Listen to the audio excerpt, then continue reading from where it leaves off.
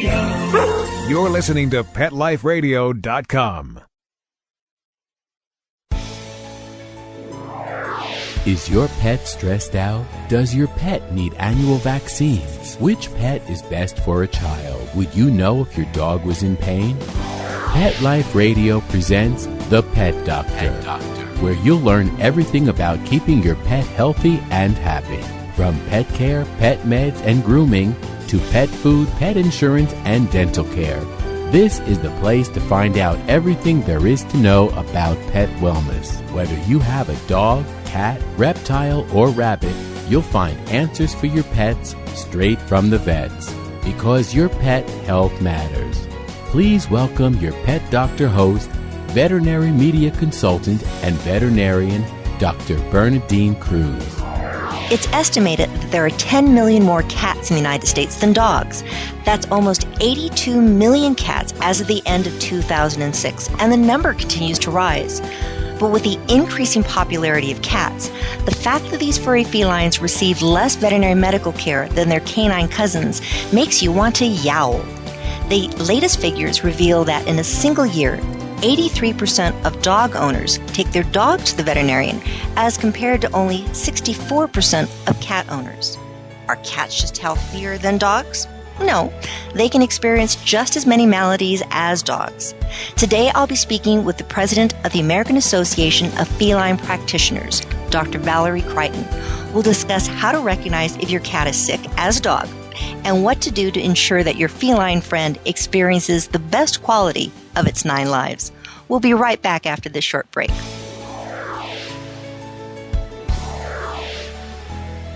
Please have a seat in the waiting room. The doctor will be with you shortly, right after these messages.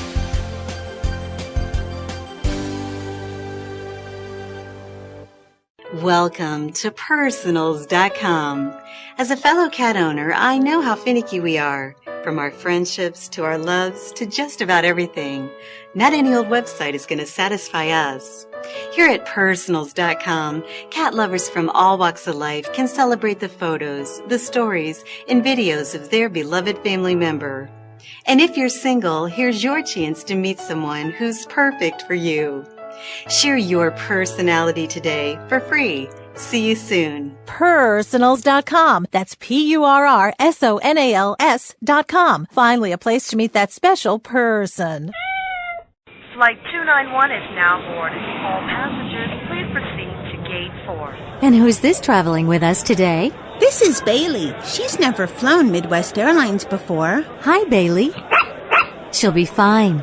We take special care of our traveling pets. In fact, our premier pet program was created by an employee and dog lover who believes that pets should be handled as precious cargo. And they are. Oh, and they earn travel rewards too. Oh, good. Thanks for flying Midwest Airlines, Bailey. Enjoy your flight. Visit MidwestAirlines.com. Pets are part of the family, and when traveling with your dog, there's only one magazine to include when packing your doggie's duffel bag, and that's Fido Friendly, the travel and lifestyle magazine for you and your dog. Each bi-monthly issue includes hotel, city, and state reviews, and doggy destinations to explore with your furry companion. Fido Friendly magazine can be found at Borders, Barnes & Noble, PetSmart, Pet Boutiques, and Fido Friendly hotels nationwide. Or you can go online to subscribe at www.fidofriendly.com. So get traveling with your pet today and leave no dog behind. And remember, Fido Friendly's the only magazine dedicated to the travel lifestyle of man's best friend, and the one magazine your dog will thank you for.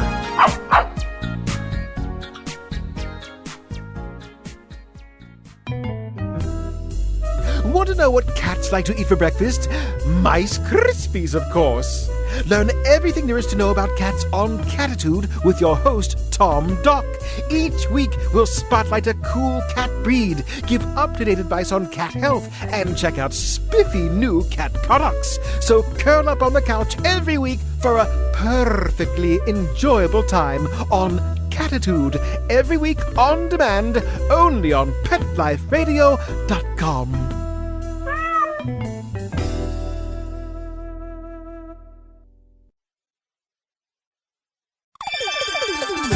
Let's Talk Pets on PetLifeRadio.com.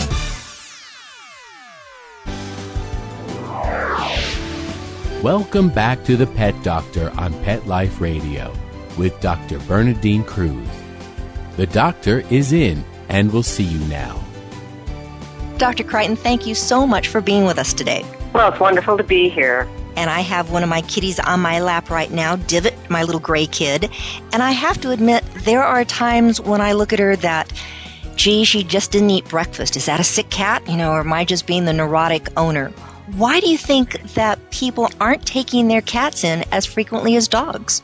Well, it's an interesting question. It's certainly a complex problem. I don't think there's any one simple reason. I can tell you 3 reasons that seem pretty obvious to us. One of the challenges is the way our society views cats as almost disposable or interchangeable pets.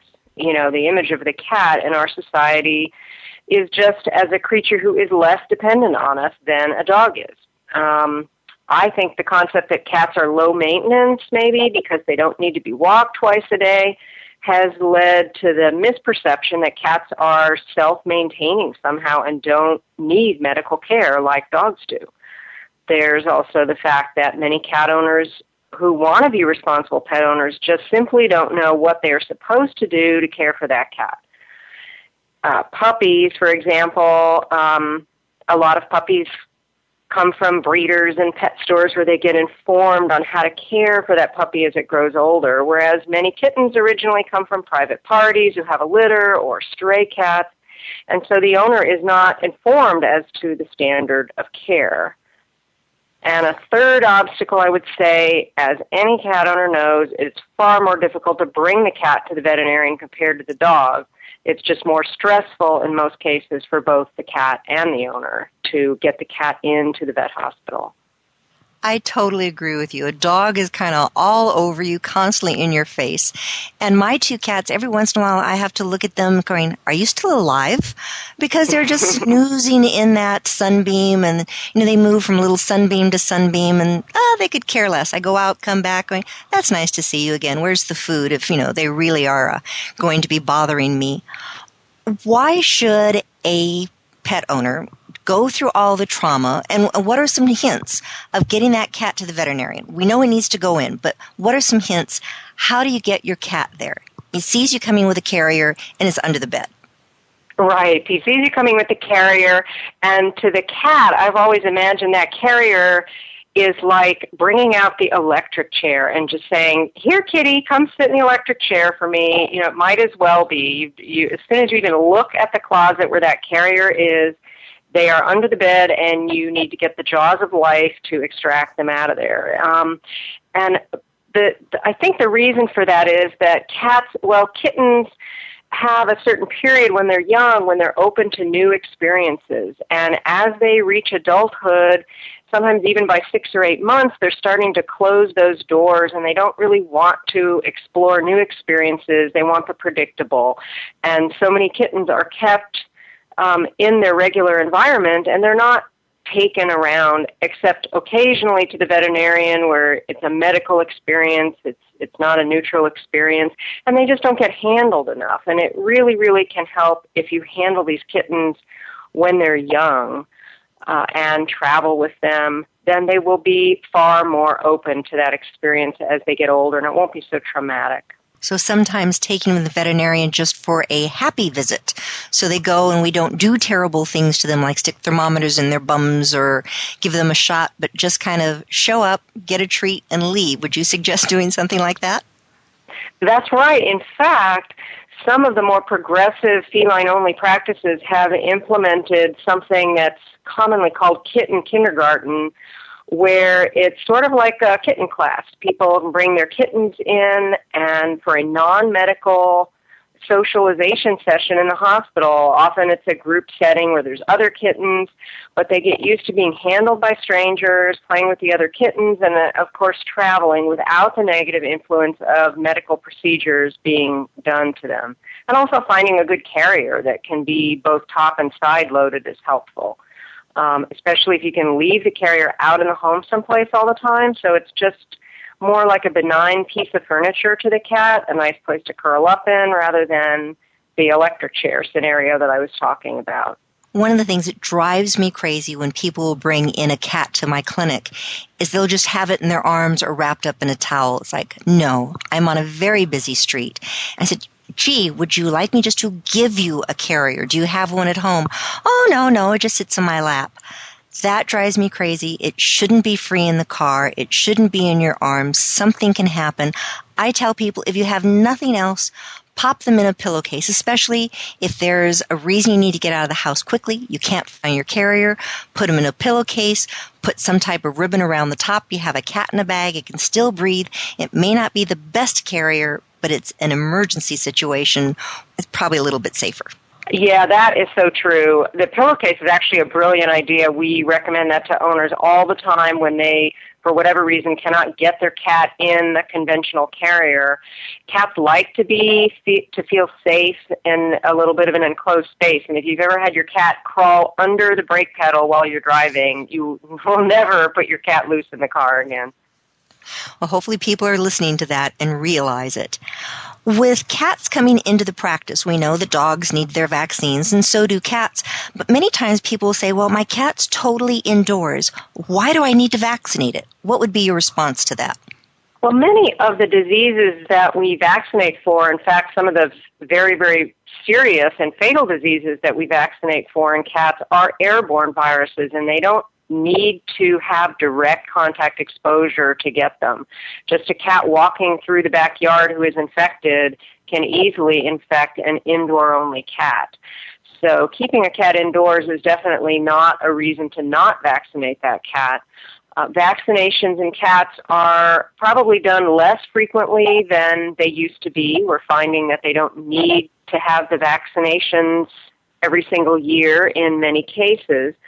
But on the other hand, cats really do require some wellness examinations at least once a year, if not more so, just because they age so much more quickly than people do. Everything happens faster, diseases progress faster, and the signs of sickness in the cat are so much more subtle than they are in the dog or a person. What would be some of the signs that a person can look for that says, just something's different, something's wrong? What should they be aware of? Well, that's a great question, and actually I'd love to refer your listeners also, while we're talking about it, to a website from a campaign that the American Association of Feline Practitioners is currently involved in. It's called Healthy Cats for Life, and the website is just healthycatsforlife.com, but it points out the top 10 subtle signs of sickness in cats, and some of those are things that you just wouldn't think about. Changes in interaction with people, for example, can be a sign of pain in the cat. Cats don't walk around vocalizing like you would think that they would or like a dog would when they feel pain. They actually tend to withdraw instead. And for example, changes in activity, a cat becoming less active. Of course, lots of cats like to sleep 16 to 20 hours a day, and it's normal for them, but decreases in activity in the cat are their primary sign that they show when they have arthritis. You would think that they would limp like a dog does or a person does, but they don't. They just move around less. What would be some of the other signs? So we have a cat that doesn't want to interact as much, sometimes changes in appetite, attitude. Changes in appetite, definitely. Even increases in appetite, which may look healthy to the cat owner, can indicate actually imbalances and diseases in the cat. But yes, changes in food and water consumption, changes in sleeping habits. Again, even if they're sleeping less and more active than they used to be, that can be a tip-off to certain types of hormone imbalances. Changes in grooming. Cats are very fastidious groomers. They will stop grooming as much whenever they get sick for any reason, but sometimes they can increase grooming when they're feeling stress or if they have some source of pain. Other signs of stress, usually those are behaviors linked to changes in the household, like if you get a new cat in the house or you move households or a cat dies in the house and you notice any dramatic change in your cat's behavior or lifestyle, that could be a sign that that cat's really stressed out by the change that just occurred. Changes in vocalization, cats that meow more than they used to, that can be a symptom of all things high blood pressure, which is called the silent killer in people, and it is in cats as well. Cats are susceptible to high blood pressure, and that can be treated. Bad breath is another example. It can indicate gum disease, which seems sort of obvious, but also internal problems and imbalances can manifest as bad breath in the cat. Well, we have been chatting right now with Dr. Valerie Creighton, and she's been telling us some great reasons why cat owners should be aware of what's going on with their kitties. That's subtle, can actually be very significant. Please stay tuned. We'll be right back after these short messages, and we'll be talking to Dr. Creighton again about how to keep our kitties healthy. Stay tuned.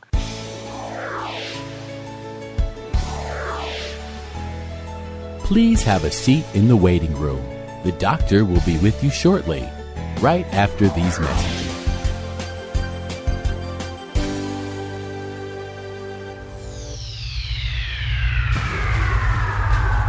Greetings, human. What planet am I on? Welcome to Pet Planet. Here's a copy of Pet Planet Magazine, Florida's most informative and fun pet resource magazine. It features heartwarming stories and informative articles from local and national pet experts. Excellent. Pet Planet Magazine offers Operation Planet Rescue, helping rescued pets find new homes. And it's available at 500 locations in South and Central Florida and 24/7 on the internet at petplanetmagazine.com. If you're out and about with your pet, you may be featured in paparazzi, candid pictures of you and your pet. For up-to-date pet-friendly events, activities, and pet-related services and products, Pet Planet Magazine is your final destination. I shall take this magazine home with me. Back to your home planet? No, to my condo in Boca. Pet Planet Magazine. Check them out at www.petplanetmagazine.com or 352-394-8578. It's out of this world.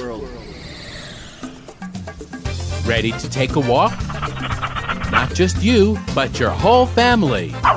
It's the 2008 Whisker Walk, Sunday, June 8th from 9 to 4 at the Lancaster Fairground in Lancaster, Massachusetts. Pet owners and animal lovers walk to lend a paw to benefit the animal shelters and pet charities they love. Come see exhibits, demonstrations, educational programs, special attractions, product giveaways, entertainment, auctions, raffles, food, fun, and things for adults and kids to see, do, and buy, both human and pet related. Whisker Walk 2008, a fun day for everyone. For more information, log on to whiskerwalk.org.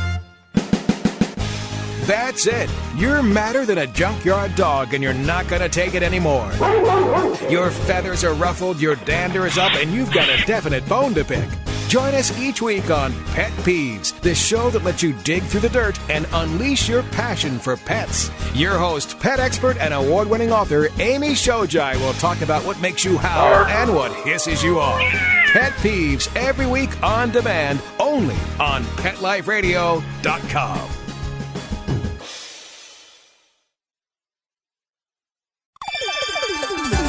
Let's Talk Pets on PetLifeRadio.com. Welcome back to the Pet Doctor on Pet Life Radio with Dr. Bernadine Cruz. The doctor is in and will see you now.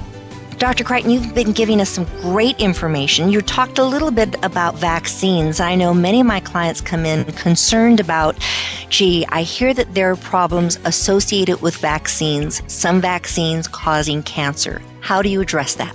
Like I mentioned, we have looked into this a great deal over recent years, ever since we first identified that there was, in fact, a problem with some vaccines.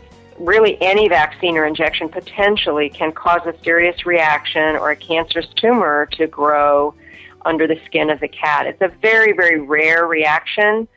It's maybe 1 in 10,000 vaccinations that are given can cause one of these severe reactions or a cancerous tumor. But because it's such a serious side effect, we take it very seriously, and we want to make sure that the risk of the disease is considered against the risk of the side effect. And we're developing vaccines that are far less irritating and given by different routes so they avoid the problem, and we're better defining how often the cats truly need to be vaccinated for many of these illnesses instead of, and we really try to avoid over-vaccinating and exposing the cat to any undue risk. But it is a very rare problem, but it's one that we've taken very seriously. What does the American Association of Feline Practitioners recommend with regard to giving rabies vaccines to totally indoor cats? Rabies vaccination is a particular issue because rabies is a public health risk to people. So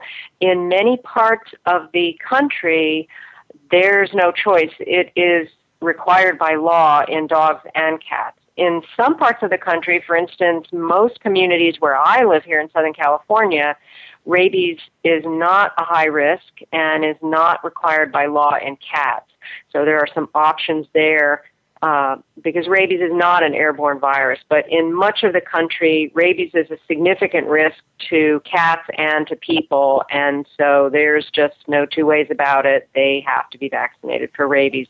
Most rabies vaccines nowadays can be given only once every 3 years, though, instead of annually, so that minimizes the risk. That's great. And oftentimes people that have those indoor-outdoor cats or outdoor cats here in Southern California know that bats are a real source of rabies. And you have a kitty who goes, wow, look at that mouse that flies and it's not flying very high. I think I should play with it. And that's a potential source of exposure for that cat and then exposure for the family. So, yes, it is a definite concern and something that I think each cat owner needs to discuss on a case-by-case basis with their veterinarian, depending on where they live and what the risk value is. That's exactly right. Bats really are mice with wings, and I should point out that rabies in the United States, actually globally, but in the United States, cats are the number one domestic animal diagnosed with rabies. It's not dogs like you would think. So we really do have to be particularly careful with the risk of exposure of our cats to rabies. And another thing that they're exposed to in the United States, thankfully not very common in Southern California, but is heartworm disease. And that's a disease that people think, oh, rabies in dogs and heartworm in dogs. Could you discuss a little bit about what the risk is for a cat, even though if it's an indoor cat, and this heartworm situation? Cats are certainly at risk for heartworm disease far more than we used to think, and as is typical of cats, they don't just get obvious heartworm disease. It's easy to diagnose like dogs do. They get an atypical form of heartworms that can be very insidious and cause a lot of illness and certainly cause a lot of death in cats, but it's difficult to diagnose. Cats that are indoor, we know, are not immune. In fact, indoor cats and outdoor cats both seem to be at risk for heartworm. And cats get heartworms with about 1/10 the incidence of dogs. So for every 10 dogs that are positive for heartworm, there's a cat out there that's getting it too. They get it the same way dogs do, by getting mosquito bites. And mosquitoes do come indoors, much as we try to keep them out. So they tend to get bitten on their ears or their nose, exposed areas of skin like that, and they can contract heartworm that way.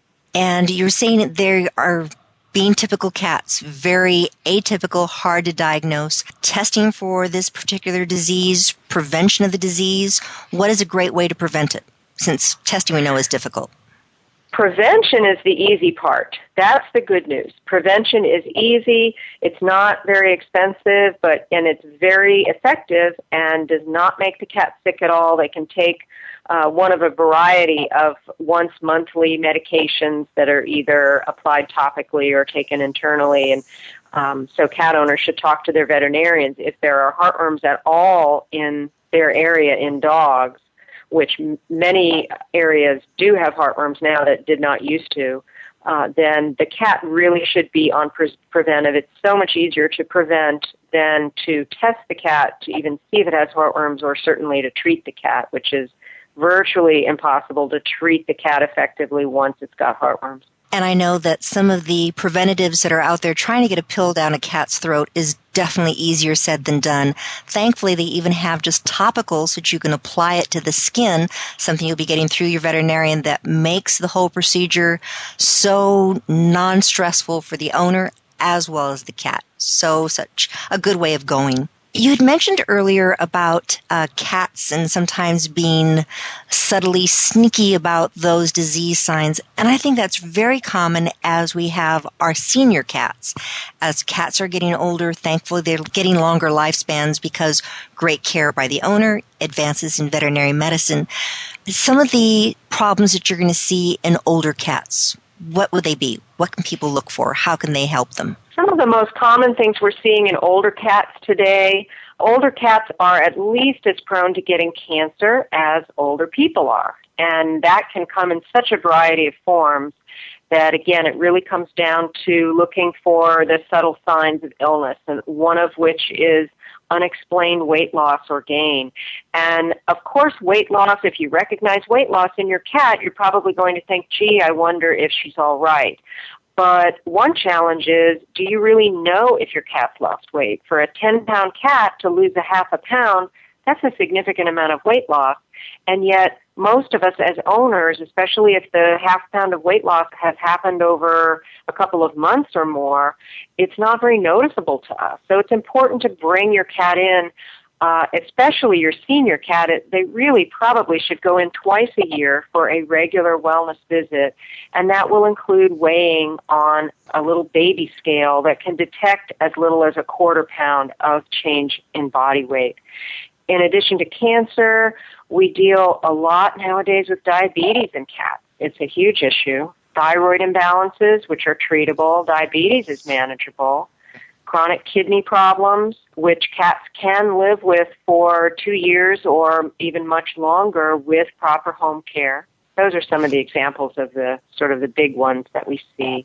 I was reading in the newspaper recently, and this was something on the internet, about Alzheimer's disease. And I think most people think, how do you know if a cat is not all there anymore? Kitty dementia.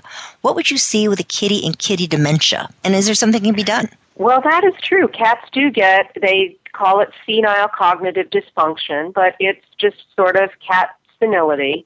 And like every other organ in their bodies and in ours, the brain can decide to deteriorate in certain ways.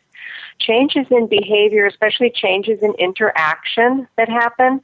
Some older cats will start vocalizing a lot at night. Sometimes they'll sound distressed at times, like they walk into a room and it's almost like they can't remember why they went in there. You know, that happens to us too, and so I can really identify when I had my cats do that. But sometimes they just sound confused. Sometimes they will start to inappropriately eliminate. They might urinate or defecate outside the box where they never used to. But those types of changes in behavior can be a tip-off. Aggression or not interacting with another cat, changes in the relationships with the other cats in the household. There are some medications now that can be used with varying success to calm cats down that have this sort of sundowner syndrome like people have, where they're awake and restless and vocalizing at night, or to help them regain an easier ability to use the litter box where they've lost it. And it's also worth pointing out that sometimes they can stop using the litter box if the sides are too high, if they're having a little arthritis. It's just not quite worth jumping in that box compared to going on the carpet next to it. So that's something to keep in mind. Great idea. So yes, we are definitely having our kitties live longer periods of time because we're keeping them indoors. And keeping these kitties indoors, too many times people say, well, I don't need to have a collar on my cat. It doesn't like the collar. What are your feelings about identification and indoor pets, or pets in general? I think identification, there's just no downside to having identification. Sure, you may not let your cat out voluntarily, but you never know when someone else is going to inadvertently, somebody that's working in the home. And my fear, of course, living here in Southern California, is always what happens in the case of an earthquake.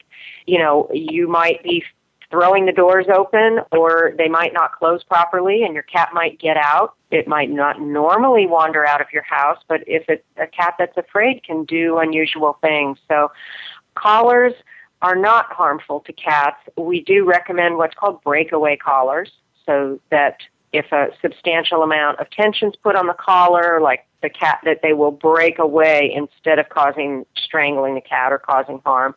Another form of ID that's very popular now, ever more popular, is the microchip, which is really very painlessly injected under the skin of the cat or dog, does not cause any reaction, and it retains the information that the owner can keep updated at a central source. And that information can be scanned using a scanner that shelters carry and veterinary offices carry. And it's really something to think about, remembering, say, Katrina that happened and all the tragedy of trying to reunite pets, and a lot of those were cats, with their owners. I know sometimes my kitties scoot outside and they're not supposed to, and though I call and call and call, and I know they're looking at me from under a bush someplace going, yep, I'm not coming to you. So I totally agree. My own cats wear collars, they have microchips, and I'm always just so afraid because I live here in Southern California too. Earthquakes, fires, floods, almost anything can happen.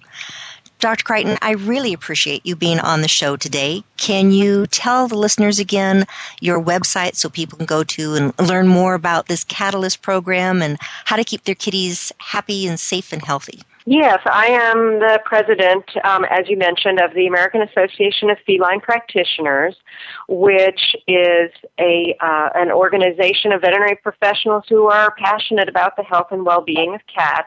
We do have a new website that we're pretty excited about. It's called catvets.com, so that's an easy one, catvets.com, and it does have a public portal that is open and we're continuing to develop, where cat owners can find out about important information about common feline health issues. And also we have a Find a Veterinarian section on there if you want to find either a feline-only veterinarian in your area or a veterinarian who may not be feline-only but who really cares a lot about feline medicine enough to become a member of our association. Great information. Thank you so much. We've been listening and chatting today with Dr. Valerie Creighton. Gave us some marvelous information on keeping those kitties healthy. And along with her, our goal today has been to entertain, educate, and to motivate you to be the best pet owner that you can be. If you have any questions, always call your own primary veterinarian first. But if you want a second opinion or just want to run something by me, please feel free to contact me at the Pet Doctor at PetLifeRadio.com. This is Dr. Bernadine Cruz. Thank you so much for being with us today. Please come back next week and learn more about how to keep your pet healthy. Take care. Bye-bye. Pets can be a wonderful addition to your life. Because they're a member of the family, keeping them healthy and happy is important. Pet Life Radio presents The Pet Doctor with veterinary media consultant and veterinarian Dr. Bernadine Cruz. Whether you have a dog, cat, reptile, or rabbit, you'll find answers for your pets straight from the vets. On demand every week, only on PetLifeRadio.com.